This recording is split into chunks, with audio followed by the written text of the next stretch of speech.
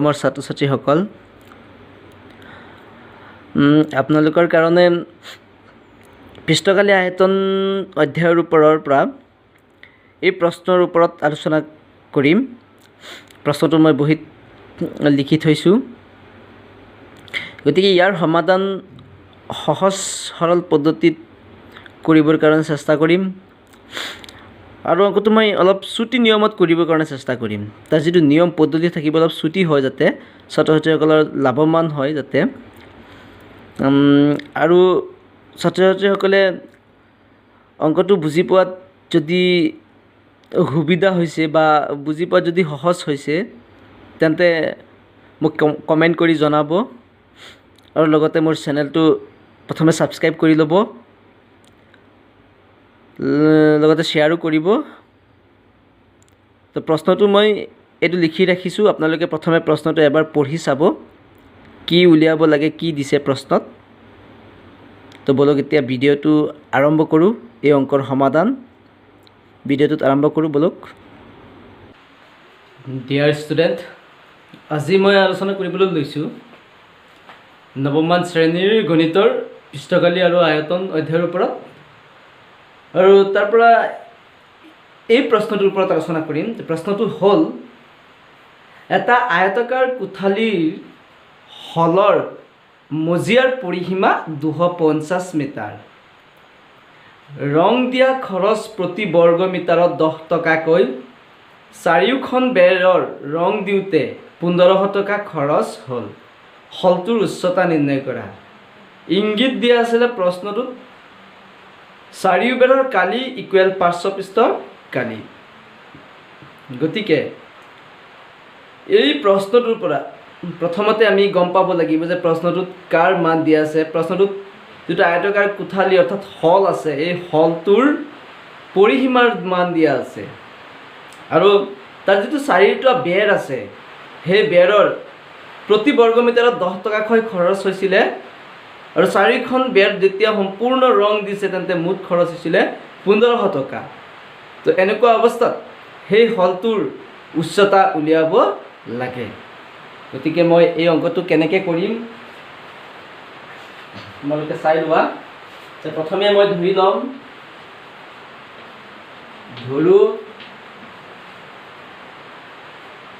প্ৰশ্নত দিয়া আছিলে আয়তাকাৰ কোঠালী আৰু হল। আয়তাকাৰ কোঠালী আৰু কি হল দিয়া আছিলে। গতিকে আমি ধৰি ল'ম যে ধৰা হ'ল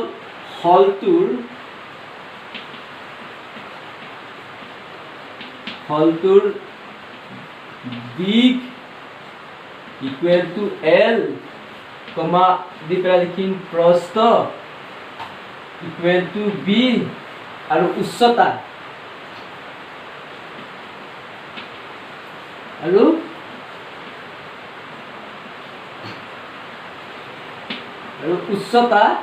ইকুৱেল টু এইচ।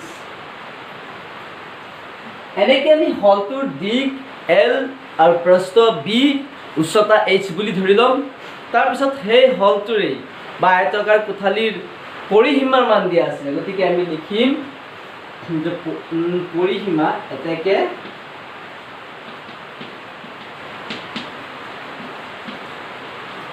পৰিসীমা ইকুৱেল টু কিমান দিছিলে প্ৰশ্নত?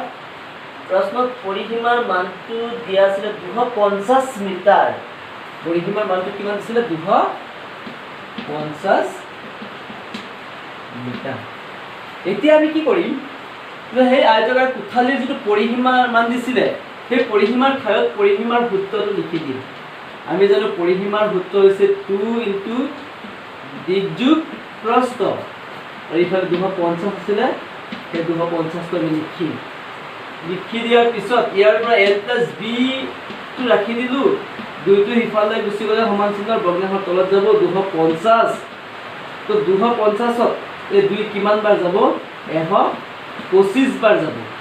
250ত 2 কিমান বাৰ হৰণ যাব? 125 বাৰ। গতিকে এইখিনিক আমি কি কৰিম যে L plus B equal to 125, এইখিনিক আমি 1 নং হিচাপে ধৰি ৰাখিম। কথা হ'ল যে এই প্ৰশ্নটোত যিটো আয়তাকাৰ কোঠালী বা হলৰ কথা কোৱা হৈছিলে, সেই হলটোৰ উচ্চতা উলিয়াব দিছিলে অৱশেষত, কিন্তু প্ৰথম অৱস্থাত হলটোৰ পৰিসীমাৰ মান দিয়া আছিলে। সেইকাৰণে আমি কি কৰিছোঁ, হলটোৰ কাৰণে আমি দিক প্ৰস্থ উচ্চতা ধৰি লৈছোঁ। ধৰি লোৱাৰ পিছত এই যে হলটোৰ পৰিসীমা দিয়া আছিলে সেই পৰিসীমাৰ মানটো আমি লিখিছোঁ 250। তাৰপিছত পৰিসীমাৰ যিটো সূত্ৰ আছিলে 2 × দিক যোগ প্ৰস্থ, সেইটো আমি বহুৱাইছোঁ। তাৰপিছত আমি L + Bৰ মান উলিওৱা আমি মানটো পাইছোঁ 125, অৰ্থাৎ দিক যোগ প্ৰস্থ যিটো মান পাইছোঁ সেইটো আমি 125 পাইছোঁ। তাক আমি একদম দি ৰাখিছোঁ। তাৰপিছত প্ৰশ্নত এটা ইংগিত দিয়া আছিলে যে সেই ইংগিতটো কি, যে 4 বেৰৰ কালি সমান পাৰ্শ্বপৃষ্ঠৰ কালি। মই প্ৰশ্ন আপোনালোকক পঢ়ি লৈছোঁ। দিয়া আছিলে ইংগিতটো 4 বেৰৰ কালি ইকুৱেল টু কি, পাৰ্শ্বপৃষ্ঠৰ কালি। তো লিখি দিম, সেইমতে মই ইংগিতটো লিখি দিম। যিহেতু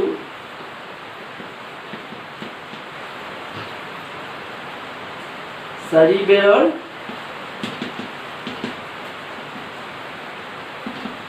কালি equal to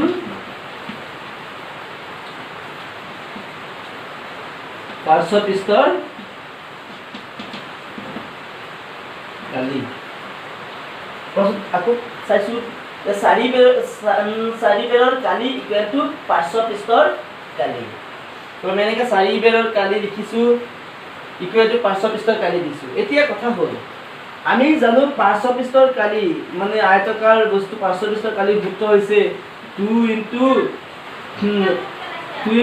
L + B × H।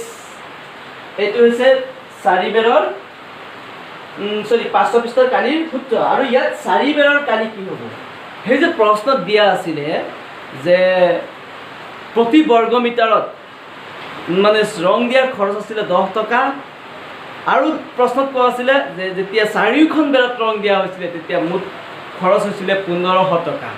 গতিকে আমি 4 বেৰৰ যিটো কালি উলিয়াম সেইটো কেনেকৈ উলিয়াম, যিটো প্ৰতি বৰ্গ মিটাৰত খৰচ হৈছিলে সেই মানেৰে, আৰু সেই 4টা বেৰত যিমান টকা খৰচ হৈছিলে ৰং দিয়াত সেই টকাক যেতিয়া আমি প্ৰতি বৰ্গ মিটাৰৰ টকাৰে আমি হৰণ কৰিম তেতিয়া 4 বেৰৰ কালি আহি যাব।